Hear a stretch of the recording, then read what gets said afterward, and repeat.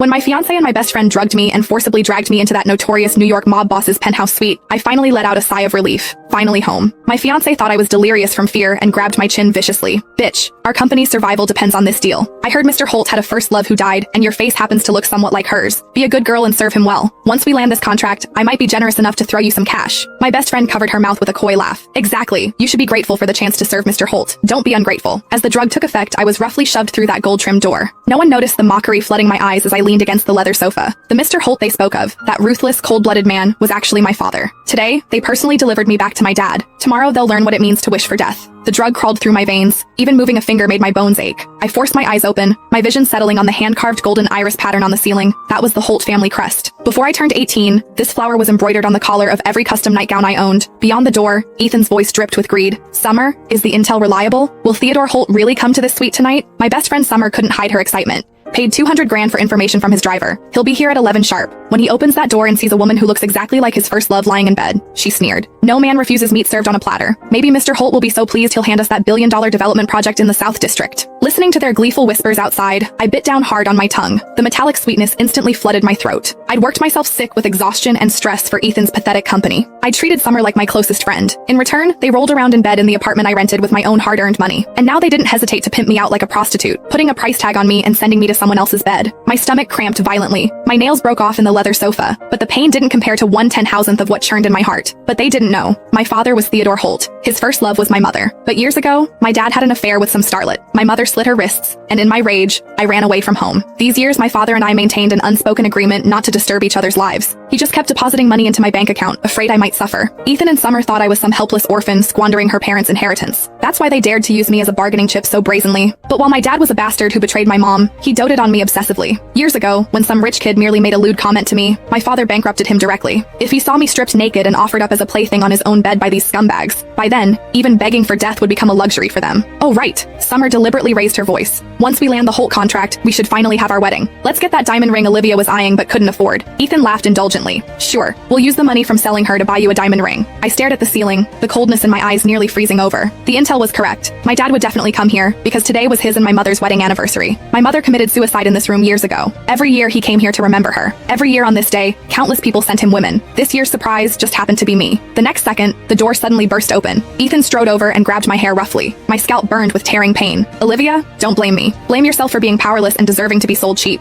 Tonight, even if you get screwed to death, you better make Mr. Holt happy. Powerless? I looked at his smug face and my lips curved into an arc. Ethan, you'd better pray that after tonight you can die with some dignity. Still talking back, Summer stepped forward and slapped me hard across the face. My